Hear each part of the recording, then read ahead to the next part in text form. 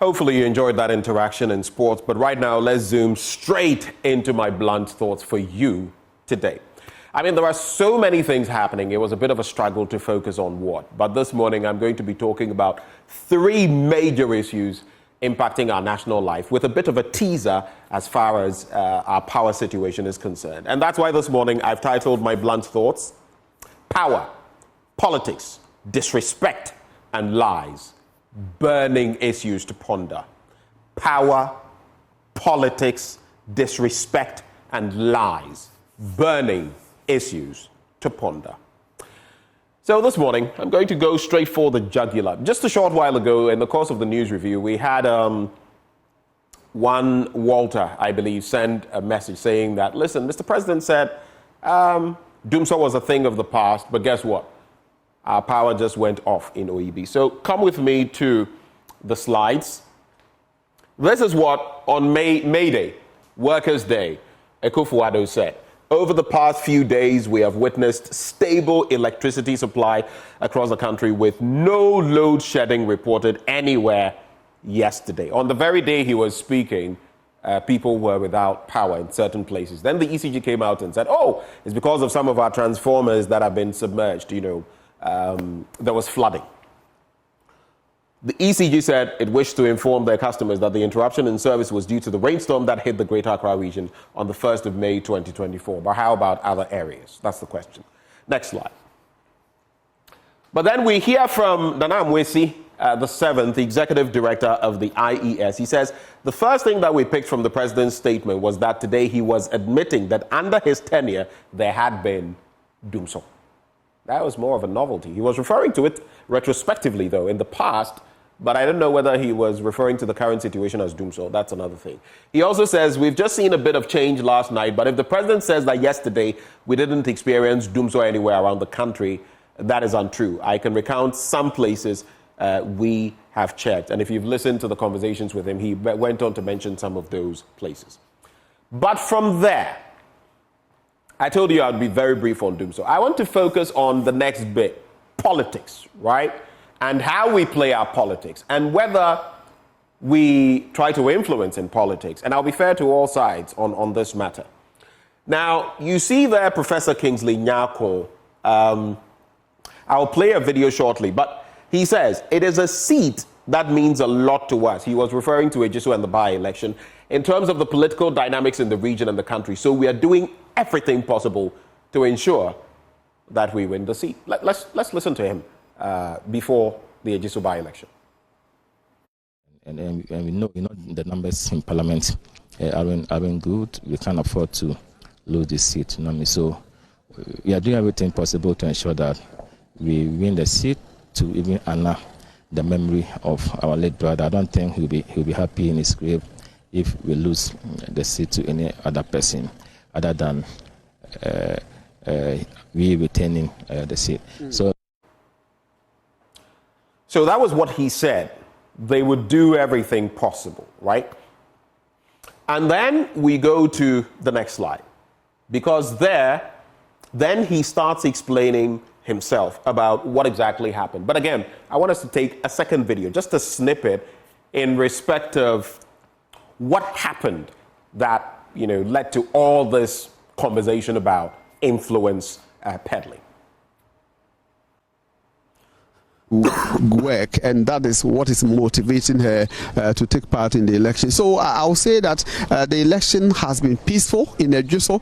So from the Pentecost polling station here in Fumeswa, one of the densely populated areas in the Ejiso constituency, we are moving to other places to monitor the elections and bring you update as far as the Ejiso by-election is concerned. Don't forget that over 100,000 electors are expected to cast their ballot today. And the EC expects nothing less than 50% in today's election being the turnout for today's election. So coincidentally, today is also a market day in Ejiso. So the EC hopes that many of the market women who are in the market will turn up later.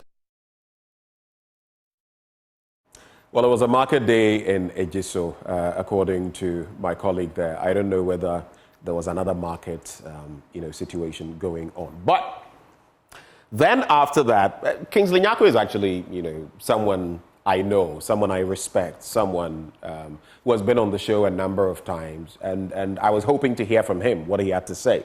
And then he said, the gesture shown by me to the electoral officers was with good intent and not to bribe or influence them to act contrary to their conscience, conviction, and character. He also says, I have endeavored over the years to build an image of integrity, credibility, honesty, kindness, and discipline, and I will not do anything deliberately to diminish it. He must be given a fair hearing, a fair trial. Audi alteram partem. Listen to the other side. But we've been asking as well, in other jurisdictions, if same had happened, the same jurisdictions we like talking about and all of that, and this were an ordinary person, where would the person be currently? Here, if there had been some other person, where would the person be? And if it's a member of parliament, minister, or someone connected to the corridors of power, what is the reaction? We're just asking. We're putting those out there. I'm sure you know the answer to that. You can read between the lines, and we'll see what happens on that. There are people who have said the police should come in, the OSP should come in. But what do you think? You can share with me in your thoughts on the live stream. But now I want us to look at something crucial. That is the point on. So I've spoken about power, electricity, politics. I want to get into disrespect, because Stephen Asamoah Boateng, who is the Minister for Chieftaincy and Religious Affairs, on the back of a recent incident with President Akufo-Addo, and some people say when he was doing it didn't mean what we thought it meant, right? That's all. It's fair game if you say it didn't mean that. But there are two questions to look at. Article 57(2) of our Constitution spells out what the president deserves. He is primus inter pares and everything in between. But there is another article in the Constitution that I do not know whether Stephen Asamoah Boateng and his group took stock of before they put that statement out. But let me just go to my interaction recently. Let's start with Stephen Asamoah Boateng, that statement. He says, the tradition of showing respect for authority, including the request for chiefs to stand when greeting the president at public events, serves as a testament to Ghana's rich heritage and traditions. Next slide. He also says, though, and when you come to Professor Atuguba, this is where it gets interesting, because on the back of that, Professor Atuguba said, listen, respect is not demanded. It is not commanded. It is not commandeered. It is earned.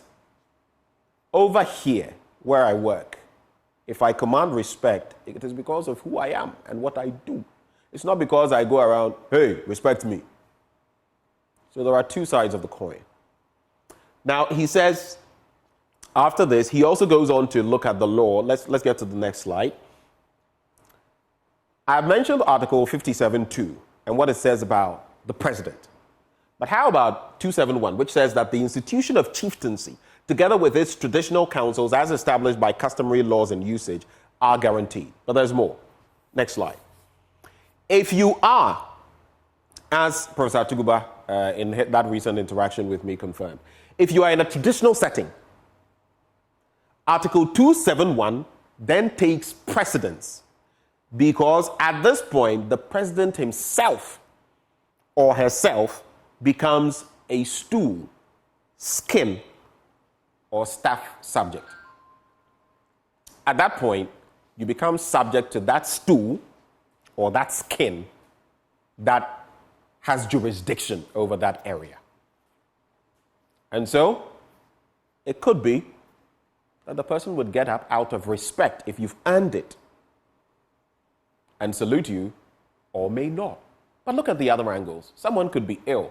A lot of these chiefs are elderly and all of that. Are we really expecting them everywhere we go to? It could be out of respect. I said the other time that I would get up. I mean, when I'm interacting with an adult, whether here at work or wherever, even interns, I give them respect. There are times I've ceded my chair to an intern. It doesn't diminish me or demean me in any way. But with this friction, the law should be put in its proper context. 57.2, 271 of our Constitution. Those are the real dynamics. And according to Professor Tuguba, he feels it was a gaffe on the part of the ministry to have put out that statement. Let's go to the next slide. But then let's conclude with some talk about, yes, I've spoken about power, politics, disrespect, and lies. But I'll not tell you what the lies are. You'll have to read between the lines for yourself. Now, we're looking at the Office of the Special Prosecutor. In January 2024, January the 25th, we were told the investigation has identified strong indications of suspected money laundering and structuring. While the OSP acknowledges these suspected offenses, they do not fall directly within the mandate of the office. Next slide. Then, in terms of the findings, the OSP's investigations, and this is the AG's advice to IOCO, right? Attorney General. OSP's investigations did not establish any evidence of corruption. The OSP has returned money and properties seized. You know, some sums of money belonging to Cecilia Dapa got frozen or were frozen, and by a court order, they had to be released. Similar to the issue with the former PPA boss, Public Procurement Authority, who ended up procuring for himself, so to speak, with his own company somewhere behind there and the sums of money. Well, another portion that comes up, in the absence of the identification of any criminality, mind you, associated with the properties retrieved from the suspects, the referral to IOCO for investigations into money laundering is without basis. It is baseless. That was it. And the final slide we'll look at, it also says, though you could commence investigations into the sources or source of the money, that's the communication to IOCO, we do not find it necessary.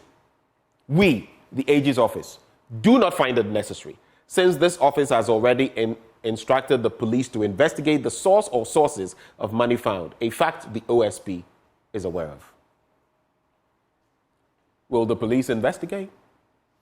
I don't know. Just as with Professor Kingsley Nyako. Yeah, he's my friend and all of that, but it is what it is. Will the police investigate that too?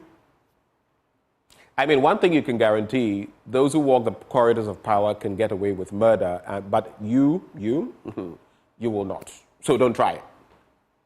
But if we want a system where we're all equal under the law, how do we build that society?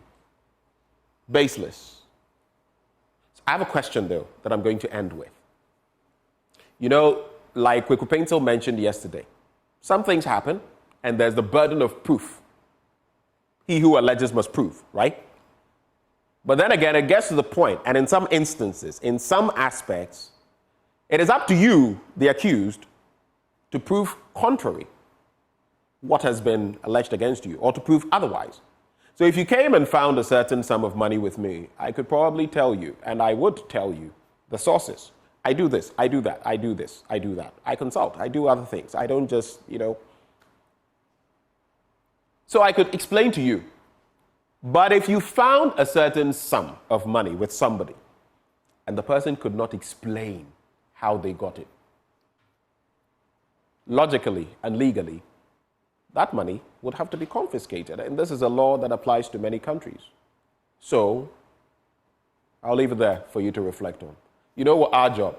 We put the facts out there and allow you to ponder them, to ruminate on them, and to decide what is truth and what is lie, what is fact, fiction, or maybe faction.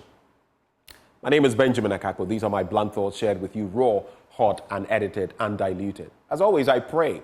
I pray for Ghana. May God bless her and make her great and strong.